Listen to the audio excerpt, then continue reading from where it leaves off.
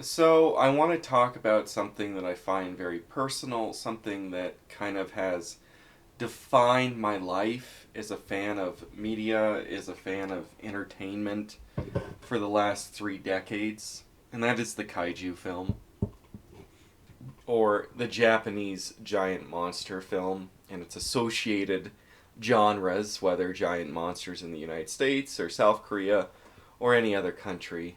And so, Godzilla Minus One came out, and for lack of better words, it was beautiful. Truly a wonderful film.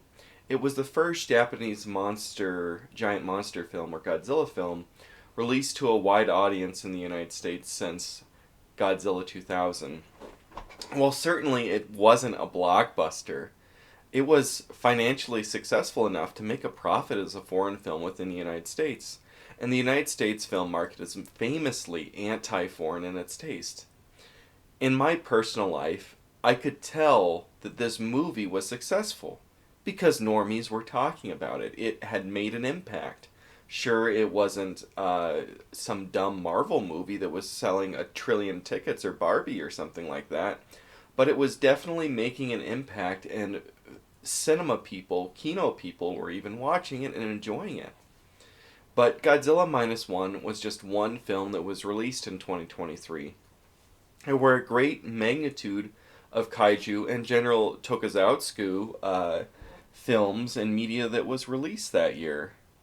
I didn't realize it until Godzilla Minus One came out, though, but it could be argued that we're going through a global resurgence in the popularity of kaiju or giant monster media. It is another golden age of the most sacred and the highest of all kino, the kaiju film. So now this year we're going to see a fifth MonsterVerse movie, right? The American Godzilla, the CGI ones. So this fifth MonsterVerse movie is Godzilla X Kong or something like that. And it seems to be wanting to pull off a high camp style. That's something I can agree with.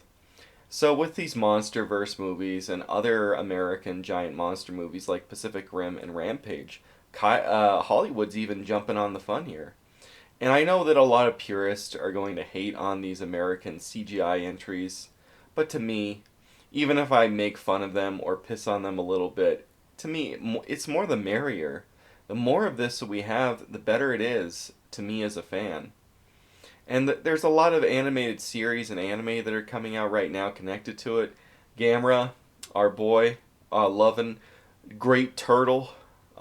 He's got tasty turtle meat in him. He just came out with his own PS1 graphic tier animated series. Kong got his own animated series. I haven't seen either of them. I don't have Netflix, so it's a little hard for me. So, even if Suitamation is on the decline in the big screen, every year, though, we're getting these Godzilla shorts on Godzilla Day with the wonderful, glorious suits, and Ultraman's keeping it strong, and he's keeping it in the suits. And there's a new series of Ultraman coming out every year, and they're still making Ultraman movies, so that's great. And while I know that this genre is doing well now, that it's strong, I know that that's not always going to be the case. This genre has been around for over 7 decades now, and there's been numerous peaks and valleys. So while the MonsterVerse, Godzilla, and these other kaiju media are popular, more popular than any of this stuff has ever been in my lifetime, I know that this popularity, this surge, this neo golden age, is not going to last forever. And most of the time I've been around in my life, this media is wallowed in obscurity. And I know that in the future it's going to wallow in obscurity again. And when it does, I'll still be its fan, and I'll still be waiting in the wings for any new kaiju or giant monster media.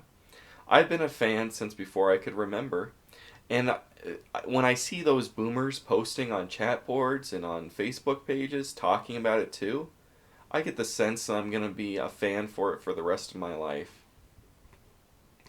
Kaiju, of course, is the word for strange beast in Japanese. As a genre, it deals with the giant monster. It falls within the wider framework of the Japanese tokusatsu genre. Tokusatsu films and television are fantasy and science fiction drawn genre stuff, which depends upon a high amount of special effects. In Japanese, it's kind of just special effects film or special effects TV. But returning to kaiju stuff in specific, that focuses on giant monsters. But there's a lot more to that in the kaiju genre. And there's a lot of tropes within it. You could say numerous tropes. These giant creatures, they're there to destroy cities. And they're often symbolic of the natural environment or a product of the consequences of the destruction of the natural environment. Traditionally, these effects are done with miniatures and men dressed as monsters in intricate suits. Often, there are multiple giant monsters and they're doing battle with each other, in something like wrestling, ironically. While many of these tropes began in Japan, the origin of the giant monster genre in film does not necessarily lie within Japan. Giants and giant animals have been a staple of world mythology and legends since before written history had even begun. It wasn't until the dawn of paleontology that we learned definitively, though, that the world was host to giant animals far in the past. When the public first became conscious about dinosaurs at the end of the 19th century, there was an instant public sensation. Museums popped all over the world to show the bones of the great reptiles of the past. There was Diplodocuses in every major city. Arthur Conan Doyle penned his famous novel The Lost World in 1912. That novel told of an obscure plateau in South America which had preserved dinosaurs and other prehistoric creatures into the modern world. This book became the name of an entire genre of fiction, aka the Lost World genre. Eventually, though, that popular novel, which had inspired many side novels as well, and so on, that novel would inspire a film that came out in 1925. And when The Lost World, the 1925 film, came out, it was a massive hit. And the great draw to that film were the stop-motion dinosaurs within it. Cinema goers at that time had never seen special effects like that, and it was truly revolutionary and breathtaking. And today, it's still a really good film to watch, and look at that glorious stop-motion art on screen. And Willis O'Brien, who is the creator of that art, he's not a legend for nothing. It's truly beautiful and wonderful. But I think that film is the seed of what would lead into the giant monster genre in film, and the Japanese version of the genre, the kaiju film. So while the popularity of dinosaurs and Lost World stuff, the dinosaurs often being a trope in these Lost Worlds, and special effects in cinema were important, there was just one scene in that film, I think, that laid the groundwork for what would become the giant monster and the kaiju genre. So in the novel, Professor Challenger, the main character, this fiery professor who's scorned and ridiculed because he believes that there's this plateau with dinosaurs on it. They go down and they find the dinosaurs. So he comes back to prove to the rest of the scientists that he's right all along and gloat in their face. And to do that, he brings a pterodactyl to London just to prove that this lost world exists, and it's shock and awe. Lost World, or the pterodactyl breaks out and it terrorizes the city and it kills some people.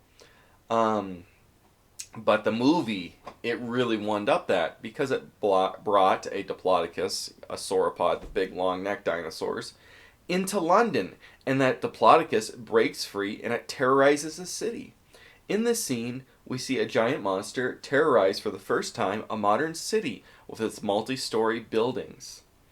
The popularity of The Lost World leads into an even greater project, which is known throughout anyone who's ever really seen a film as one of the most important films of all time. King Kong. King Kong is one of the greatest films of all time, like I just said, and it's truly and absolutely influential. This is the most important film in the history of the giant monster genre, I think. Even more than Godzilla. It does everything that The Lost World did before it, but it improves upon that Lost World, the 1925 film, in every category. But I think it added, most importantly, another element which I think is really important to the kaiju genre which would come. While the Diplodocus in The Lost World, at the ending, it brings a lot of excitement when it comes into the modern world, it's still just kind of like a generic animal. While King Kong, on the other hand, he's a fully fleshed out character. The audience really feels for him as a character and sympathizes with him. Even if he was not a person, and even if he was a threat to all the characters in the film, at the end of the day, the viewer, the person that buys a King Kong ticket, the person that's rewatching King Kong on VHS, DVD, Blu-ray, so on, they're watching it because they love Kong as a character. That's what they're watching the film for. King Kong, this very charismatic and sympathetic character. And the film came out in 1933. It's been almost a century, right? 91 years since it came out. But people are still going back to watch this so many years later because of that character Kong. And what anchors the Kaiju movie is not simply the excitement and the spectacle of the destruction of the city or the monsters fighting, it's the viewer's engagement with that monster as a character which makes the difference. And so after these initial 1930s films, that was kind of a false start for the genre. The gothic horror film and the jungle adventure film in Hollywood, that kind of stole the breath out of this nascent Lost World genre, if you will, before it ever really got off the ground. It was not really until after the Second World War that we would see the true birth of the giant monster film, and it would come into its own as a genre, not just a few films here and there. So following the cataclysm of that Great War, the gothic horror genre, Dracula, Frankenstein, The Mummy, all those types of films, they really declined in popularity as society began to fear the danger of runaway technological development.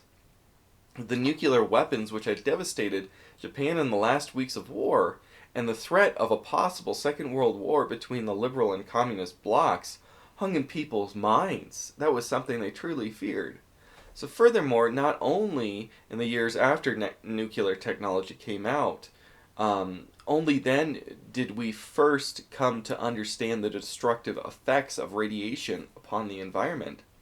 And so these Cold War era fears, and truly fears to this day, I think, that are kind of buried that we don't think about anymore, those anxieties, coupled with the whole flying saucer craze that was going on at the time, gave birth to what we might call the atomic era science fiction film.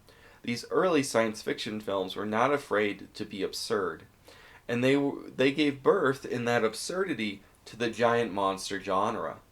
Instead of giant monsters, say in King Kong and the Lost World, being left out there in some corner of the earth, obscure, untouched by the changes of time, instead, though, technology, it's releasing these giant beasts. So, one film, the monsters were released by atomic explosion. That's in Beast of 20,000 Fathoms.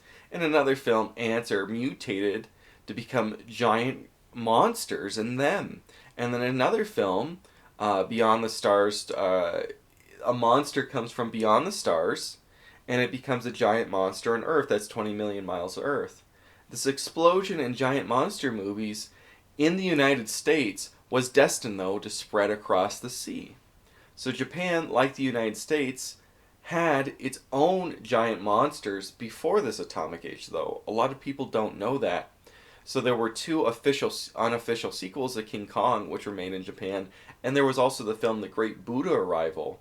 But the sadness is that all three of these films have been lost because the Second World War and the fire bombings and the nuclear bombing and so on, the destruction from the air that America wrought upon its enemy Japan, that destroyed almost all the film stocks in Japan. And so most pre-World War II Japanese film is lost to history now.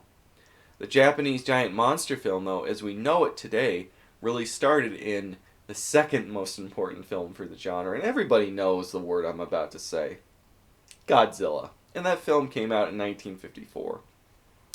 Godzilla was deeply influenced by the American giant monster film, clearly.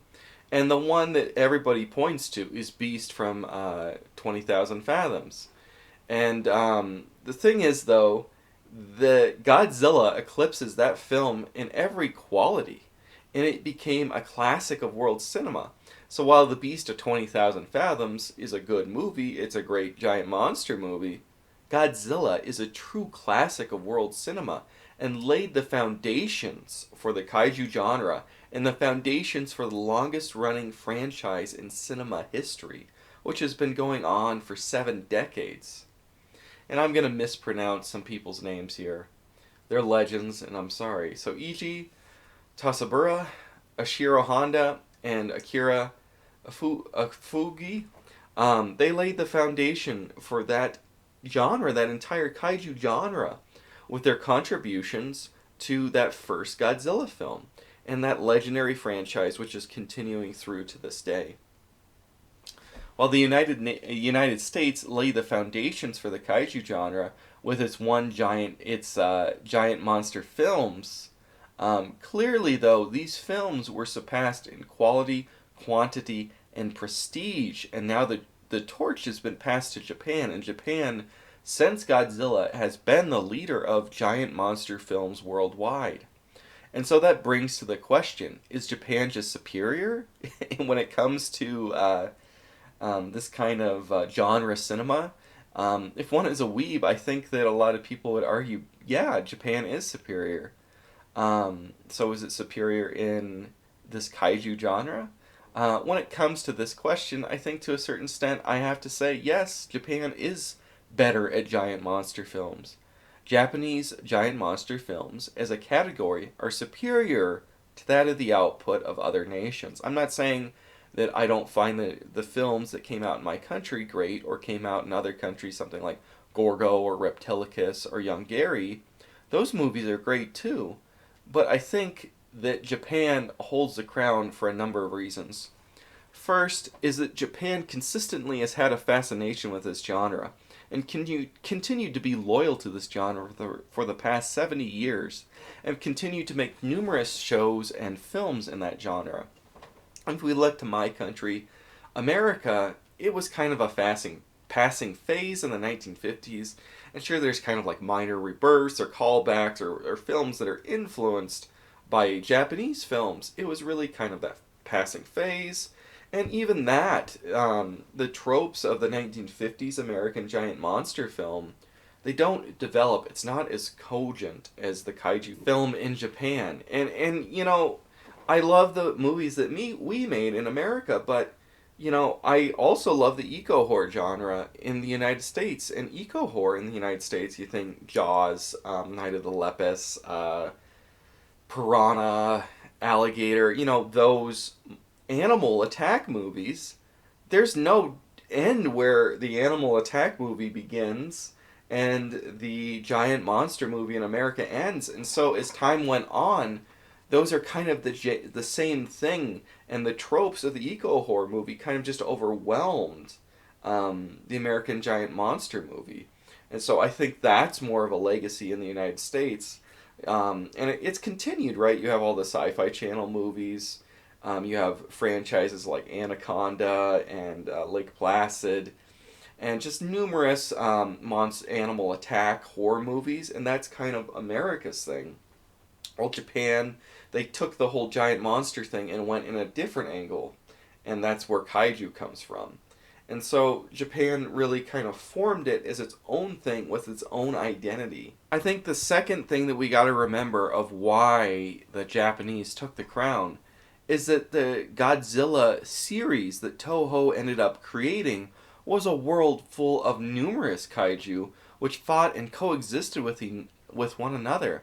And so that world that Toho created, it made this mythology. And I think that's one of the prime reasons that people are drawn to Godzilla as an entity, because it is a series, it's an institution in and of itself.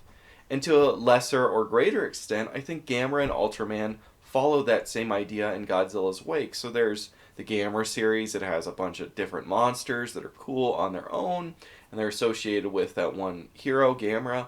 And in Ultraman, it's even bigger than Godzilla.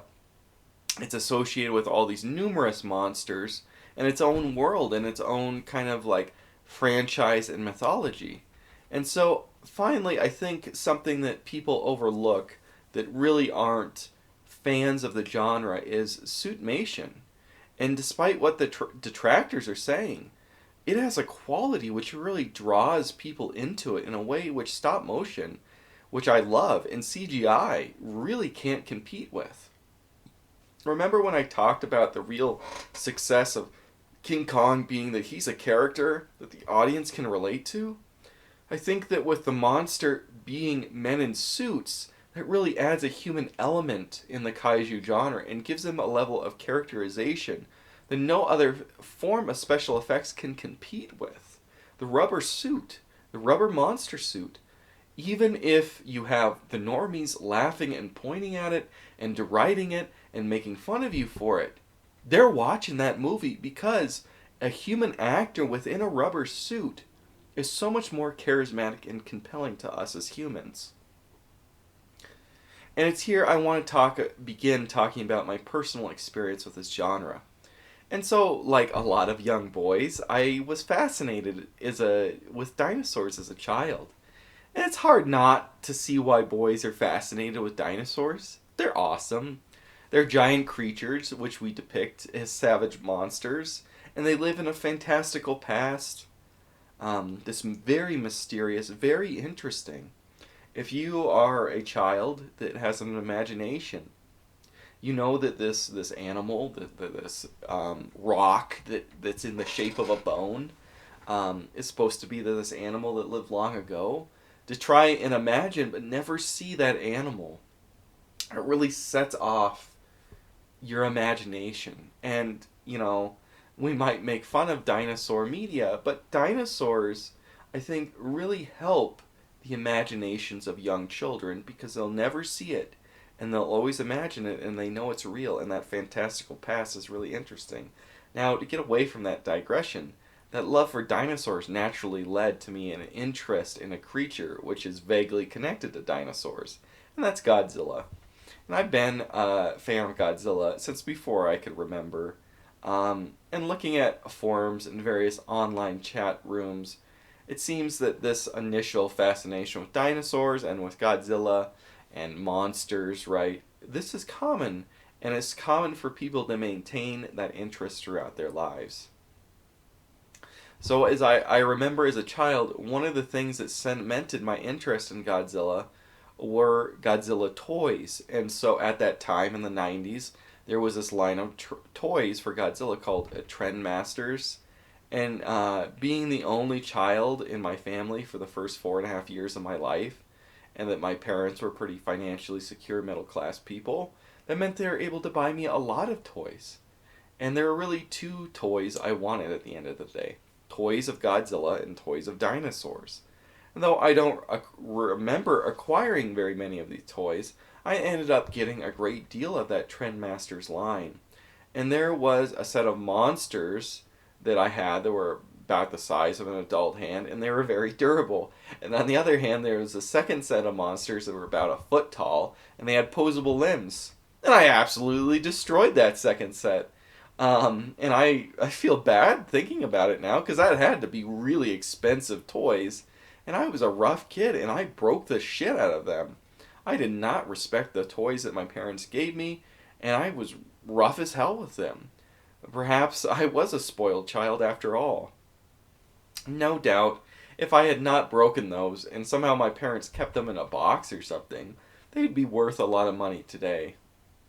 But I wasn't a Godzilla fan simply for the toys. And even at that young age, before my memory officially begins, or it's just kind of like, these little memories that are cut off from each other that you can't connect into a whole, or without your parents telling you what happened when you're a child, you can't connect them into a whole. I know that I was a Godzilla fan primarily because of the films and not the toys. And so growing up in the 90s and the 2000s, my formal exposure to these movies as a child was through the VHS tape. VHS tapes, I know that they got celebrated recently with the 80s nostalgia. Maybe 80s nostalgia is dying down and we're moving into the 90s nostalgia mode, right? But I think the general public, other than, pointing back at the 80s and talking about it, they don't think about VHS that much. They don't think about the culture that surrounded the VHS tape. And, a lot of those tapes, they're getting old, they're getting demagnetized, and they're aging out of use. I know that I have a lot of tapes. A lot of those tapes either were very rare when they were adopted to DVD and Blu-ray, or they never even were adopted at all. It's kind of sad to think about, but I guess that's the way that the world is, that everything will decline someday. But let's move back onto the whole VHS era of being a cinema fan, right? And so I have a lot of nostalgia for that era of watching movies. And one thing in their favor, I think, you could say, oh, they're low resolution and they're forced and full screen and all that stuff, but VHS tapes were a lot more durable than DVDs. And especially if you're a child, that makes a lot of difference. And especially if you're a rough boy like I was. So there's a lot less to ruin, and there's a lot less to scratch up. DVDs, of course, got scratched to shit, and then they won't work at all. While VHS tapes, they basically have to be put in the microwave or run over with a car to break them. You have to take a hammer to them, something like that. So they're super durable. And the other thing about VHS is that when you take a DVD out of the system, it doesn't remember where you take it off, and so you got to go into the menu or press the skip button to get back to that scene. And with VHS, eject, that's where it's left off. As soon as you pull it out of the tape, because it's a physical analog medium, it's sitting where it left off. And so I remember as a kid, you go into grandma's house, something's happened, you're moving to a different TV or something like that. Pull out VHS tape from my parents' house. They talk to my relatives or whatever, put VHS tape in. This probably makes me sound like a horrible antisocial child, and I probably was. Pop VHS tape in, you get it again, you get to start right off where you were. Um, and another thing with VHS tapes is it had way better art than DVDs did. I think Blu-rays are trying to, because people are buying them less because of the whole streaming shit, but they're trying to get good art too now, and that's good. I really appreciate that on Blu-rays. But VHS tapes had these paintings that were made for the covers, and while DVDs, they're so much less visually attractive, right? 90% of DVDs are just, stills from the movie or characters stills from the movie photoshopped together and thrown there. Well, these VHS tapes had all these beautiful paintings. They had the direct poster art. Sometimes they had some of these Godzilla movies, like the Megalon movies, crap. But it's just great crap when you look back at these these cruddy covers for these Godzilla movies, like the Megalon ones that look like they're drawn with crayons. Because, I mean, I appreciate those. I think those are better than the stupid Photoshop ones we get on a lot of DVDs today. But besides these creature comforts of VHS, the culture that surrounded VHS really kind of tuned you as a viewer's taste and your viewing habits. And so when I was a kid, we didn't get the internet until like 2006, 2007. And we didn't mail order things, right? I didn't even know that you could go to a store, and like a record store, obviously, and you could mail order, CDs and vinyls until later. And you must have, I never did it, even because I guess when I was aware that you could do that with Amazon, you would just get the movie anyway. But we never did that. We never mail ordered stuff. And when you're a kid, your parents not going to go out of the way to mail order you this obscure giant monster movie or Godzilla movie. And so living in Montana, right, there's only a few stores where you could find VHS tapes at. So back then, the result was you're only able to get the tapes that you found in the stores. And you're lucky to find what you wanted, if it wasn't the biggest, hottest thing that got released last week. And so, if you couldn't find the movie, then you weren't able to watch it. It was quick as that. You only watch what you're able to find, and you like what you have, and you rewatch it. And so at that time, back in the day, I only had the Showa era movies, and the first two Heisei movies came out in the United States. The first two Heisei movies being the American adaptation of Return to Godzilla in 1985 and Godzilla vs. Biollante. In fact, the King Ghidorah and Godzilla vs. Mothra Battle for the Earth and Mechagodzilla 2 and Space Godzilla and Destroya, those were all in Japan released when I was a kid, but I wasn't able to watch them. And I'm saying, like, I'm throwing off Showa and I'm throwing off Heisei. So side note, the naming conventions of kaiju movies are connected loosely to the names of the reigning emperor of that time. And so in the Godzilla franchise, the Showa era for the Showa emperor, that's 1954 to 1975, and that's the first 15 Godzilla movies. And we'll get to Gamera a little bit later. Gamera, that's like 1965 to 1980. That's the Showa era, and that's 8 movies. And then you have the various TV shows and standalone movies that would fit in that Showa era. So the Showa era is kind of 1954 to 1980.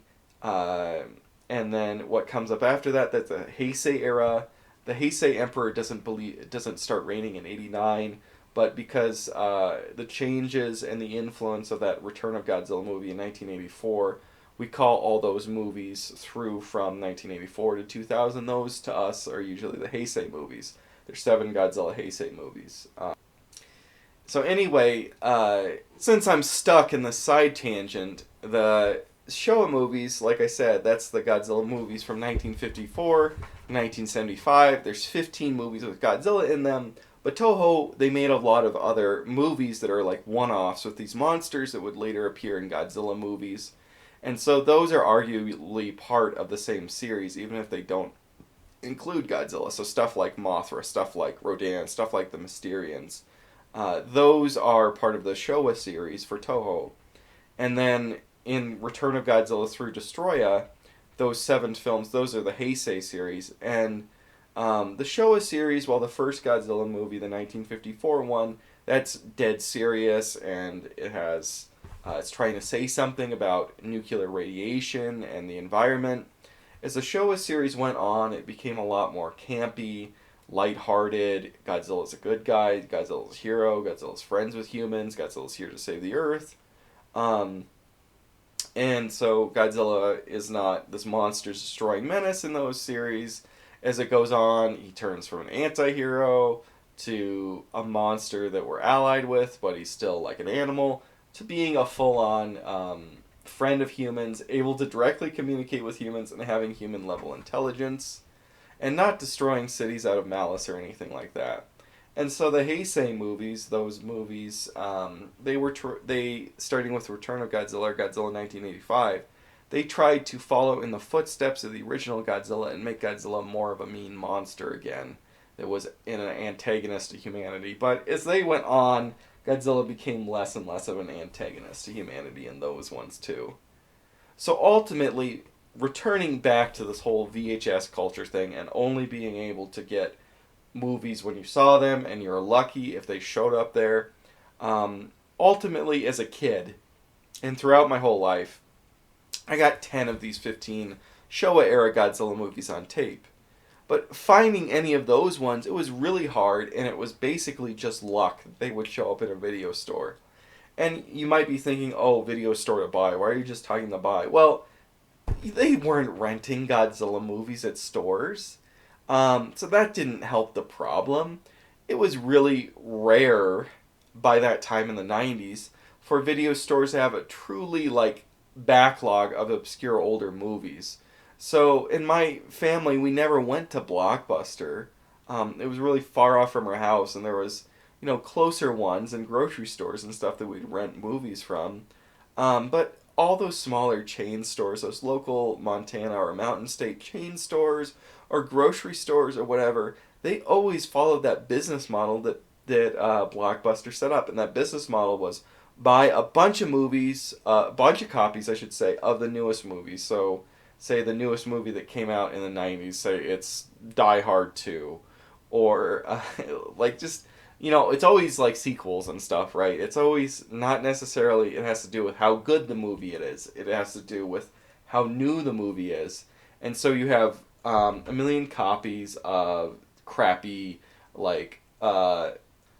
comedy movies, something like, Stop or My Mom Will Shoot, or crappy, sequels to movies, and just walls of that. And so, going back in the day, when you'd rent these movies, you would just grab anything, rent it, and watch it because it's what's available back then. So there, you'd go into any of these video stores and it's just a wall of new movies. Doesn't matter how good the new movie is.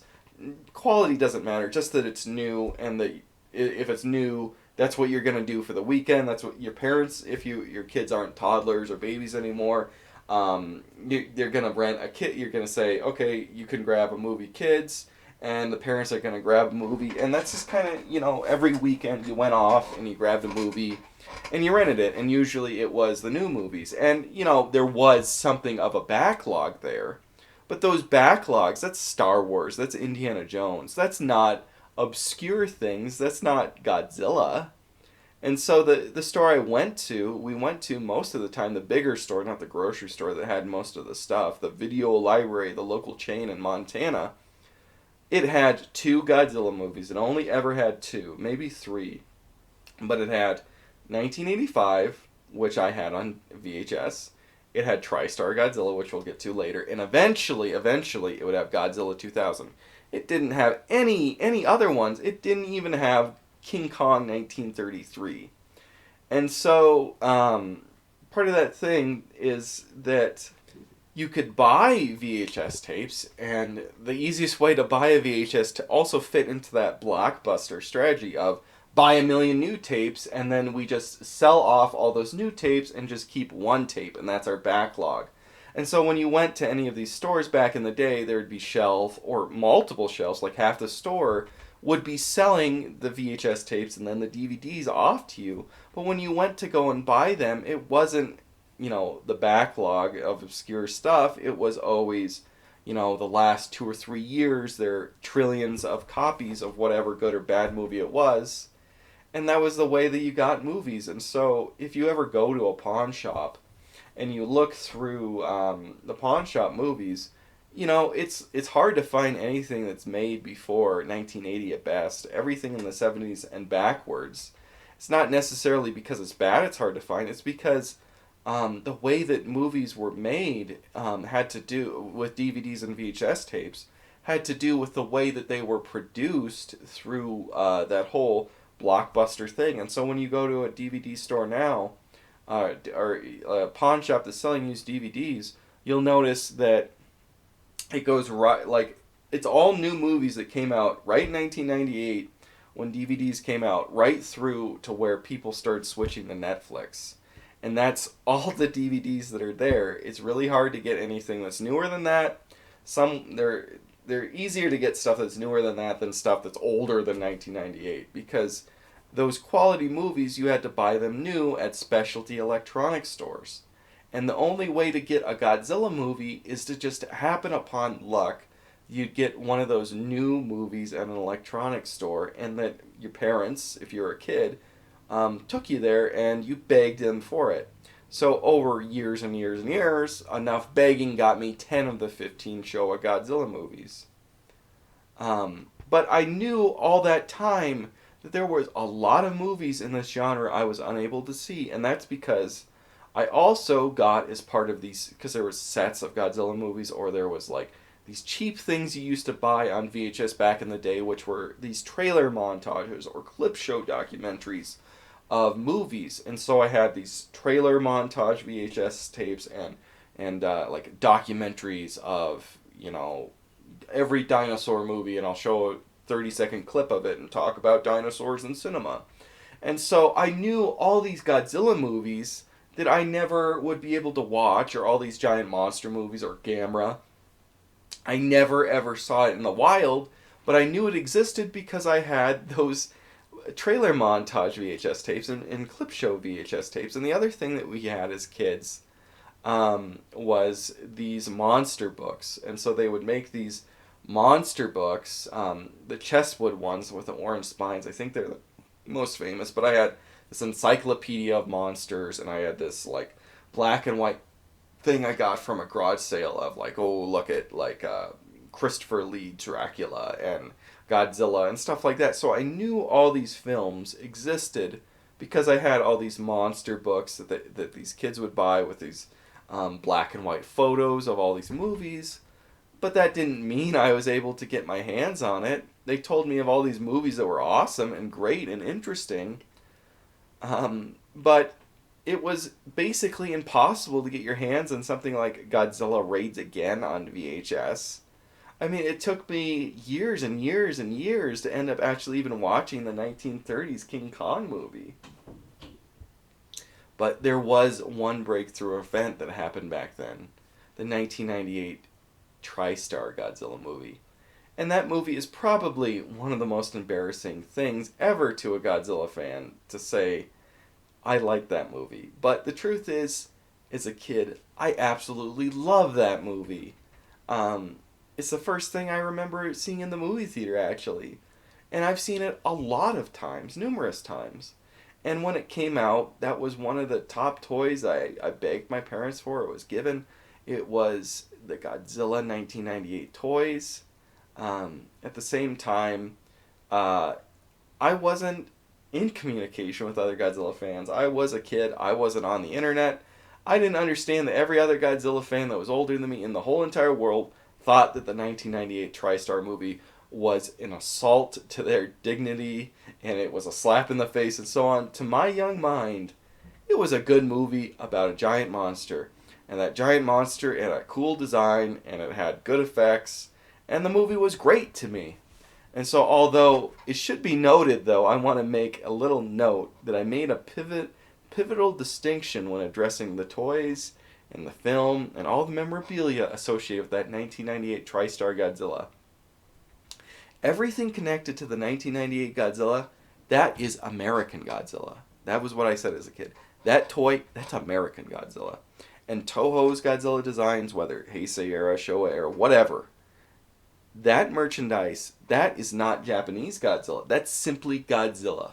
That is not adjective Godzilla. That is Godzilla. That's all it is. He's Godzilla. And this one, this 1998 TriStar Godzilla, that is not simply Godzilla. That is American Godzilla. Very extremely important distinction, even to me as a little kid. But that release of TriStar's Godzilla, that let the floodgates out. And so all these Showa movies, they were getting re-released, and that's how I got them. Is I would have a handful.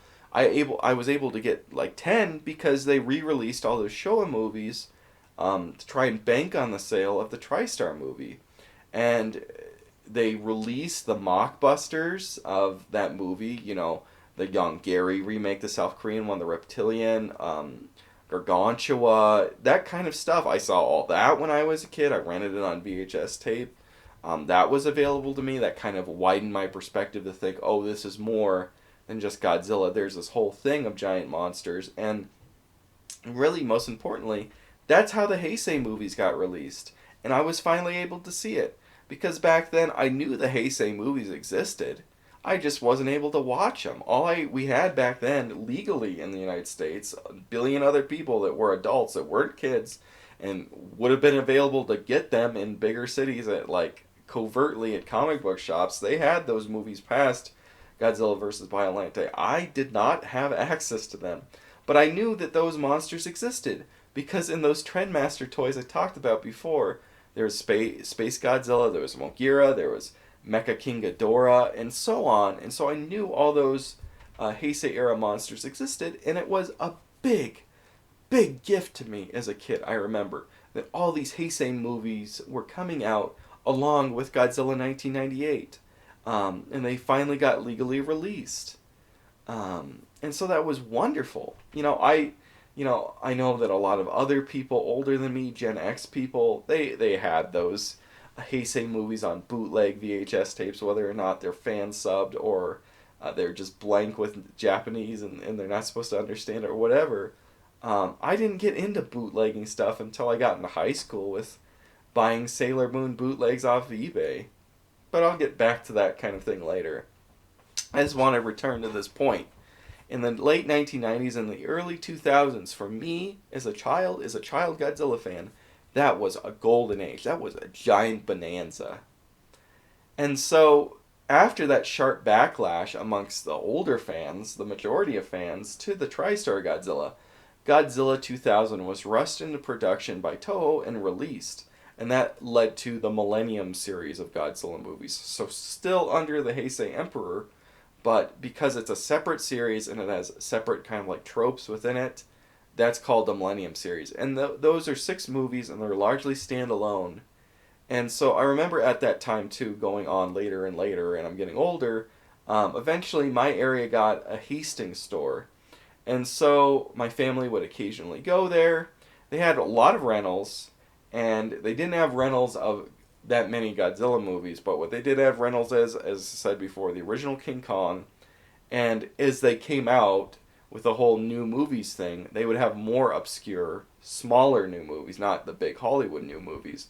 And in those obscure, smaller movies, I was able to rent the various Millennium Godzilla movies as they came out on DVD. And so this whole era, this whole 1998 to 2004, the 50th anniversary and release of Final Wars, the end of the Millennium series, that was such a golden age to me. That is the pinnacle of like giant monster movies. I mean, maybe now is another pinnacle. Maybe now it's even bigger than that era, but to me, that was just a buffet of just the giant monsters, of Godzilla, of all that stuff. It was around this time, in this bonanza, this golden age for me, that I was finally able to find Gamera, the dubbed versions of Gamera, the Showa era Gamera movies. And that's because they were believed to enter the public domain. And so I was able to get some of these movies. I got my hands on a DVD of Gamera the Invincible and Destroy All Planets, the name of the dub, right? And I watched them, or at least I watched Gamera the Invincible, and I remember not being too impressed.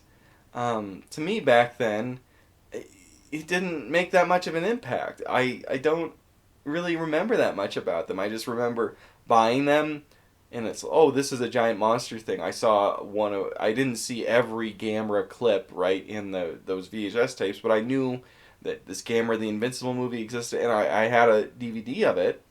And it was cheap, so my parents were willing to buy it because it was a crappy public domain DVD. But when I watched it, it didn't make that impact on me. It really it really seemed like that Gamera was just a cheap knockoff version of Godzilla. He's the dollar store Kmart Godzilla. And so as a kid, I was just like watched it and I was like, this is chintzy crap, and I went back to regular Godzilla. But I think as an adult, I appreciate it more, and I appreciate the campiness. And those public domain copies of Gamera, they were forced on the full screen. They were scratched up to hell. They didn't have the best audio, and the color tinting would have been off. So now you can watch, better versions of them, better copies of them. And so I've grown in appreciation for Gamera over time. Gamera is a lot more goofy than the mainline Godzilla. And there's some truth to the idea that Gamera is a ripoff of Godzilla, obviously. And that he's a cheap knockoff at that. But I think that's in Gamera's corner. That's in help to Gamera just as much as it's a hindrance. I think it's probably makes it more interesting as a fan of this type of movie and somebody who leans into the camp and finds the camp enduring and rewatchable and interesting. That's what's there in Gamera. So those first 8 Gamera movies, the Showa era Gamera movies of 1965, 1980, kind of cheaper Godzilla movies, but more violent also and bloodier and very child focused at the same time compared to Godzilla. We'll get back to Gamera later. So at the same time, these Millennium movies are coming out. You also have the Pipeworks Godzilla games come out. And that was a series of fighting games that were released to home consoles. And they had several playable Godzilla monsters or Kaiju in them. And so I remember back when I was a kid, the first console that my parents got me was a GameCube. And I didn't have very many good games for it. Nobody, as a kid, like, you're not on the internet, you're not being pointed towards what good games were. I had some good games or okay games. I had Luigi's Mansion, and I had the first Spider-Man game. But I'm shit at video games, even worse when I was a little kid. So I really got stuck at the very beginning of both of those and couldn't get any further. And when then I ended up getting Namco Museum and Pac-Man, and I love Pac-Man and Galaga and all that stuff. But that was the main thing I was playing on the GameCube until this little game I saw a TV ad for Godzilla Destroy All Monsters Melee. And my mind was like, oh, I need this. And so my parents ended up getting me for Christmas, and that was the first game I think clicked. I had GameCube probably like 2 years before that came out. I had it at launch. But when Destroy All Monsters came out, that was the game that I think led me into becoming more interested in video games. And it was a big deal. It was a great, it's not one of the all-time Street Fighter 2s, Mortal Kombat 2, Soul Calibur, that type of really high quality flagship fighting games, right? But to me, and to a lot of other Godzilla fans, that was a great game. It really adapted the series. And what I remember about the game is I suck at video games. Everybody knows that. So I had a really hard time because you have to play through the story mode with each character to unlock a different character. You have to beat the whole story. You have to beat the whole story with each individual character, and I couldn't do it. So I remember months playing this game pretty devoutly, trying to unlock all these monsters. And there was one thing that I just couldn't do, and that was beating Destroya with Anguirus. It was impossible. But once I finally did it, and I got everything, I got Mechagodzilla and Orga, I was like a pig in shit, man. It was pristine. It was wonderful. And then later, Godzilla Save the Earth came out with more monsters, and ultimately Godzilla Unleashed came out on the Wii. And I got all those as soon as they came out. And I know that those games, they added more monsters, but in my opinion, Destroy All Monsters Melee, I think that one is the best one, even if that has less than Save the Earth. And that's because I think the controls are tighter. But I love both Save the Earth and Unleash, and I played countless hours of those games too. And at that time, outside of those Pipework games, great games, there was another great game. It wasn't a branded series one, but it was War of the Monsters. It was a PlayStation 2 exclusive. It was a fighting game, but it was a very unique fighting game. It's in inspiration, while there's some Japanese inspiration, it was inspired by those American giant monster movies of the 50s, and it was a very unique fighting game because you didn't have one camera that focused on both, say, fighting games are built for two people fighting each other. It didn't focus on two different, like the two different characters always on screen at the same time, whether top down like a 3D game like the Pipework games, or 2D like Mortal Kombat or something where they're across the screen. This one, it followed you, the character, and it was kind of like a mix between a beat-up game and a game where you destroyed a city to destroy it, and you walk around the city and explore it. And it was a really unique game, and it was very great. And I think a lot of people didn't play that game, and it's really good, and you should go back and play it. But eventually, though, that whole run, that whole renaissance, right, came to an end. Because in 2004, the final Millennium movie, Final Wars, came out. And I remember renting it from Hastings. And I remember thinking it was great, right? And then it began this long hiatus in the series, and long hiatus in a lot of other giant monster movies.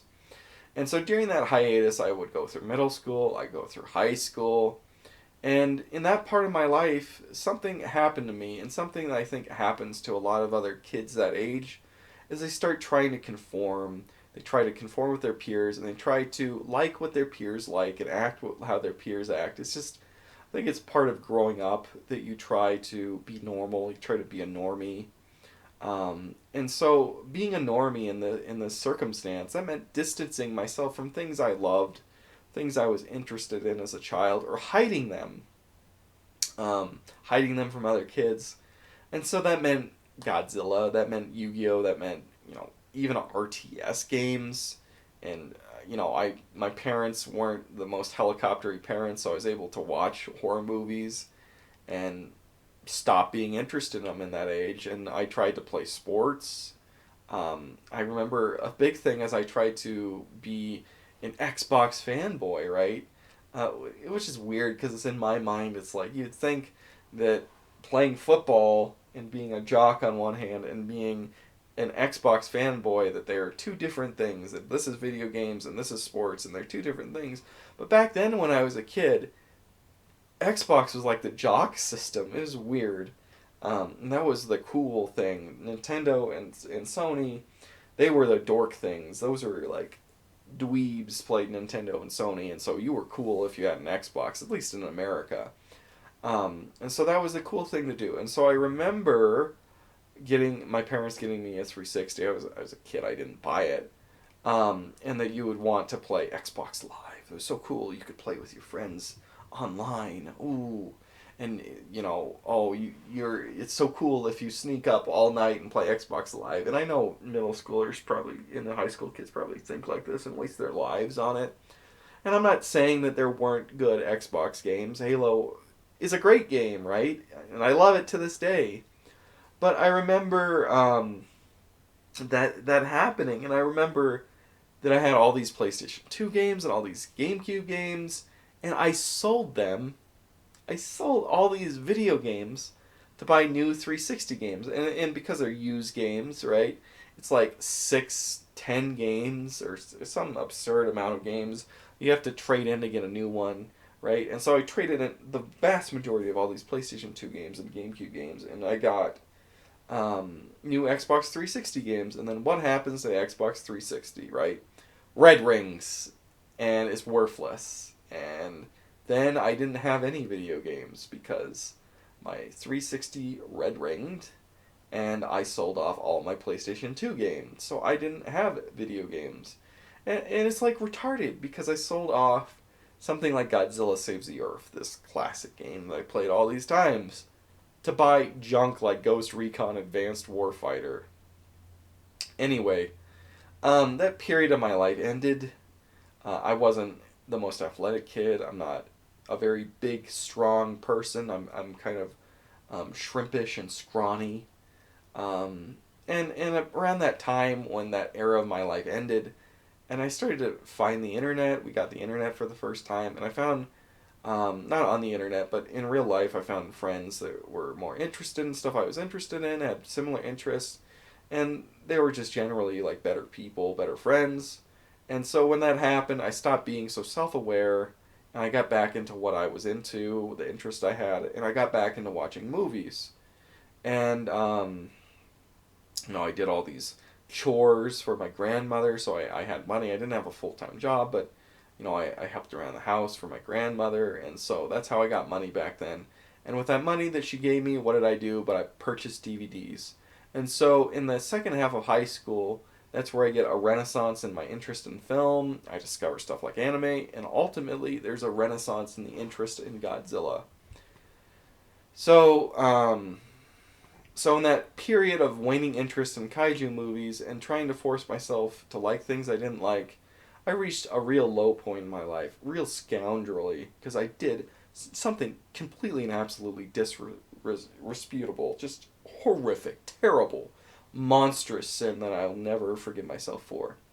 And that was what I was fast forwarding through the movies just to watch the monster scenes. Truly, my most gravest and unforgivable sin in my entire life. But with that renaissance, I became, more respectful to myself, to people around me, and I watched through the whole movie again. And so the internet was a sea change in interest in fandoms for me. I was exposed to like internet commentators and shows. I remember Angry Video Game Nerd and Cinema Snob being these big influences on that period for me. And they might be shitting on Angry Video Game Nerd and Monster Madness and shit on stuff. But Cinema Snob shitted on stuff. He followed that whole framework of watered down Mystery Science Theater 3000 of Nostalgia Critic.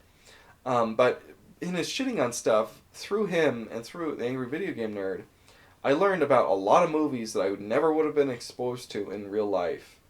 And even in the old monster movies books as I had as a child. And with that exposure, I found about anime, and I found out about Italian monster movies, that there were these good 1990s Heisei Gamera movies, stuff like that.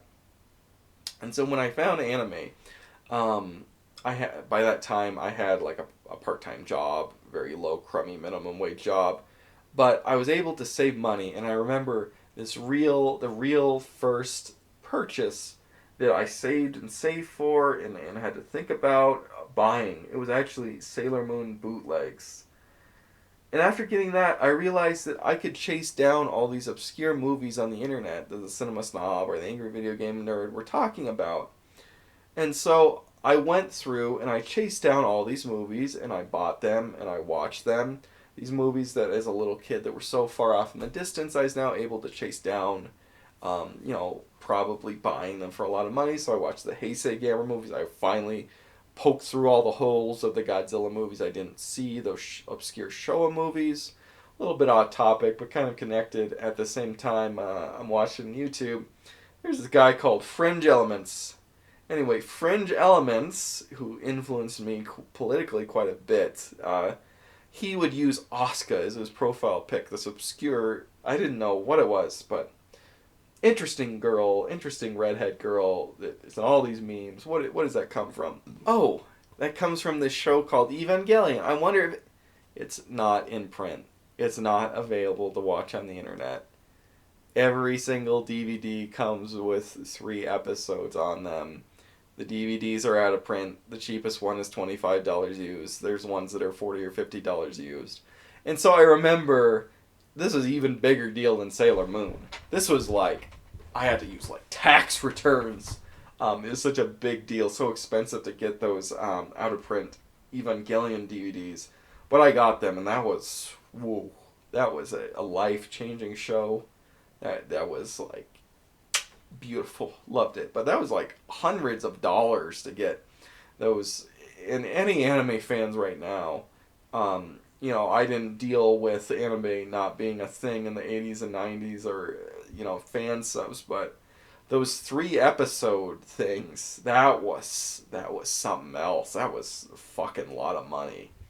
And they were only in print for like 2 seconds, and then they'd go out of print, and then they'd be even more fucking money used.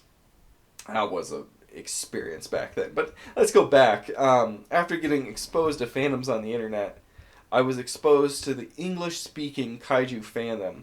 And I noticed something that really is plaguing this fandom to this day. Kino people.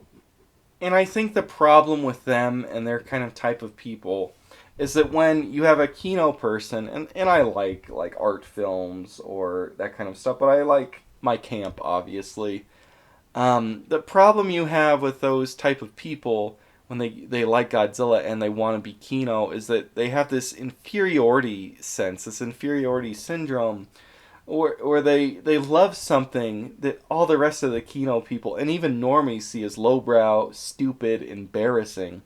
And so their response is try and make the square peg round and try and make Godzilla movies or Gamera movies into art films. And they're clearly not.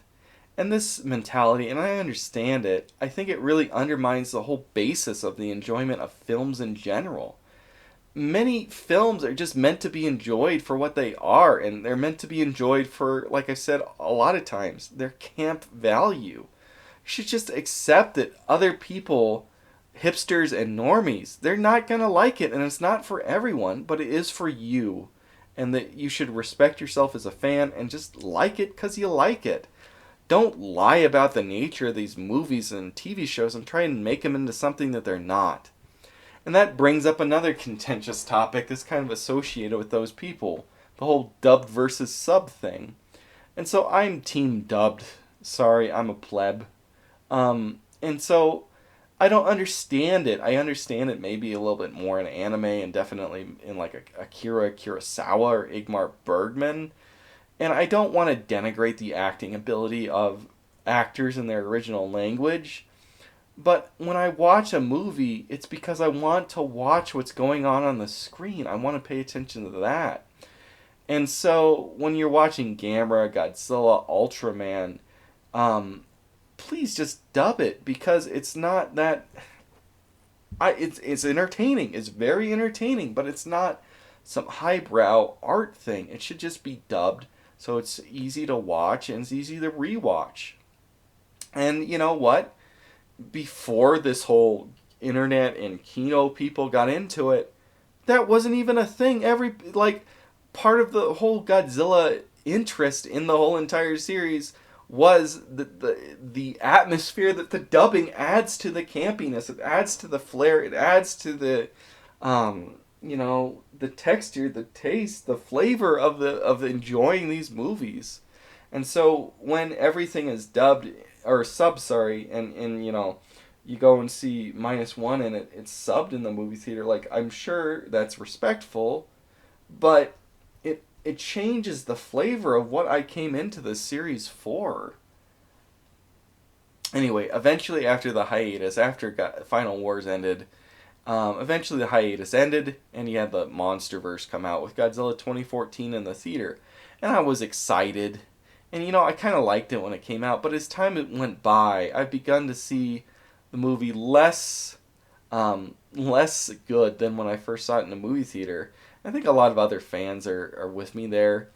So while a lot of these fans, they went on to dislike the general MonsterVerse, the American CGI movies, in general, I kind of think some of them are pretty good. Like, King of the Monsters isn't that bad. I don't know why they hate it so much. Some kind of shaky cam. Some of the characters are annoying, but it's better than the 2014 Godzilla. And I think Godzilla vs. Kong, legitimately pretty good movie. Pretty good. Like it. It's good. But I think my reason for thinking Godzilla 2014 is mid, and it doesn't have anything to do with it not being a true Godzilla movie because it's American, or it's like the TriStar one because it's not real Godzilla. I think it's kind of a boring movie. Bryan Cranston's character, he was the emotional weight to the movie, and he was the reason that I was interested in the movie as a character. He's in my investment, and then he just died third way through it, and the whole movie went downhill after that. And keep in mind too, the whole marketing of that movie was based around him as an actor. He was the biggest actor at that time in the English speaking world. He was on the wake of Breaking Bad. He was the hottest actor. And so everybody went to see him as the main character, and he's the most interesting character, and he just dies. I think that pulled out a lot of it. But the other thing is that the movie just cock teases you with Godzilla. He just shows up and then leaves, like, on the screen for like 2 seconds. And I understand, like, you shouldn't show a monster at the beginning of the movie. I mean, Shiro Honda, he's not into showing it at the beginning of the movie and build tension and all that. But that movie's just cock teasing. It's not building tension. But anyway, 2014 proved a hit. Led to the MonsterVerse, right? The Skull Island King Kong, Godzilla King of the Monsters, new one that's coming out, Kong X Godzilla, and so on. And because it became a hit, Toho has returned to the game, and now they have, with a new emperor, the Reiwa area. The Reiwa area, it had Shin Godzilla. I talked about Evangelion a lot, that infamous anime, right? So the creator, or the main leader behind the anime, Hideki Anno, he ended up being the director of this first new Godzilla movie in 12 years, Shin Gojira. And, that was such a big deal that he was coming out, and there was so much buzz everywhere because of it, and it got released in Japan. Japanese love it. And it went to art house cinemas in America, and it was not available for me to see for years. And I know everybody and their dog, they saw the bootleg copy online that was 20 minutes shorter. But, I guess I'm privileged, right? I'm respectful. So I didn't want to watch the bootlegged version. And I waited for the full movie to come out. I didn't want to taint my viewing pleasure. I'm not, I don't go over the top in trying to support corporations. But I didn't watch the bootleg version of it. And so I finally watched it, and I remember being so excited. I think this is the movie I was most excited for probably in my whole life. And the music, the effects, the visuals, that was all great. But I didn't like the story too much. I thought the movie was kind of boring. It's good, but it's not great. And I think the thing is that it's all about like board meetings and politicians, and there's no characterization. Um, and I understand that it's about like democracy being incompetent and America fucking over Japan. So, right, it's a very right wing movie. It looks like it's really calling hard for abolishing Article 9. But besides the scenes of Godzilla, as an American, I can't identify with that. It's a foreign thing to me, and it's kind of against me, right? So I think the Godzilla scenes in that movie are great, but it's just kind of in the middle when it comes to the entire series. And then there's all these anime projects that came out. I've not had the displeasure of forcing myself to watch the Netflix trilogy yet. Singular Point was okay, but not great. I really didn't like those radical redesigns. I think some of those radical redesigns really make that TriStar Godzilla movie seem conservative. So that brings us full circle. Singular Point ultimately is a masterpiece, I think. Both as a kaiju movie, but in a movie for global cinema as a whole. And so now I'm trying to, poke those holes in things I haven't seen yet, watch those Toho movies that aren't Godzilla movies, watch standalone movies, see other stuff from other countries, watch Ultraman episodes. I'm trying to, get caught up. And I've got to say this. When it comes to Ultraman, that gives me some hardcore archive panic. I didn't talk about it yet, but when it comes to figures, I like them. I think that they're cool, but I'm really hesitant to buy a lot of them. First of all, they can be really expensive, those nice figures, and they're not a toy. You only have so much room in your house, so I just have a few figures. I'm not a big figure guy. I do appreciate them, and I do appreciate people showing them off, but I never became a figure guy. And you know what? I am optimistic, and I'm excited for Godzilla X Kong. And I hope it's a giant mindfuck of campiness. Sounds like it's going to be great. And I'm happy that these Kino Kaiju fans, that they're having a meltdown about it. That just brings a smile to my face. And you know what? I am not going to follow movie news. I learned my lesson on Shin Godzilla. I've learned my lesson so many times. Never follow a hype train because it's going to burn you out and you're going to see it and it's not going to live up to your expectations. But with these MonsterVerse and these Reira era movies, I've noticed this alarming trend. And this is a trend, a shift away from suits towards CGI. And I've always been a champion of practical effects over CGI. And I said earlier how I feel about suitmation, and I feel that even if people make fun of it and laugh at it, they're still watching the movie because the audience is able to sympathize with the character as a monster because it's being played by a human being. And despite their dumb comments about it, deep down they're intrigued by it. They're drawn to it because of that.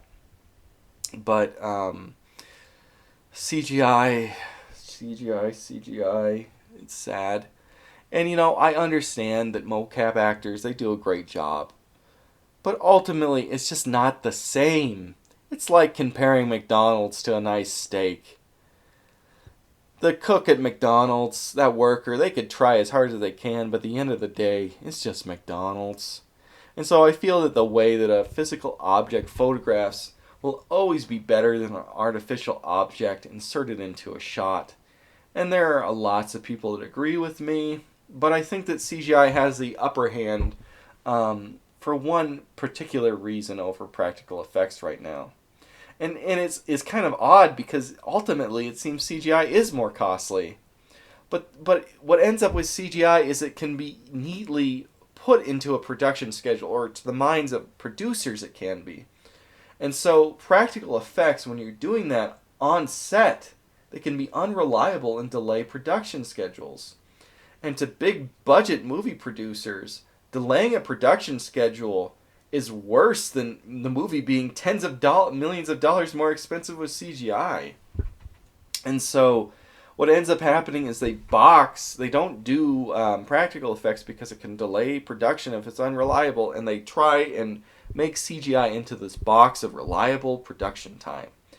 And ultimately, though, that's making CGI worse and making everything worse. because those CGI artists are getting overworked and they're getting cramped on time, and now CGI that's coming out now, it's markedly worse than in the 2000s. And you know what? That's just kind of the state of the industry right now. You have to take it and leave it where it is. And so, sadly, although there's men of principle, there's an unwashed mass of normies that probably think that the Thing prequel, with its terrible CGI, looks better than the John Carpenter's Thing in '82 because they're used to CGI. They've been fed it like dogs have been fed shitty dog food, and that's what they're hungry for. And so the world right now is in the clutches of the forces of darkness. But I will still watch CGI giant monster films, and I hope that there will be a renaissance, even within our renaissance of pseudomation yet to come. But going back to this whole thing, I do think that our current renaissance of kaiju movies and giant monster movies, it's going to die off someday. It'll die off like there's been all these renaissance or spurts of them before in the past. And so I'm here, content to enjoy what comes out now, making sure not to get too hyped up about it or to get lost in a kino navel gazing. Because after all, it's for fun. I'm always here for the big reptiles, the big robots, the big apes wrestling and blowing up cities, and I'll be there for them as long as I live.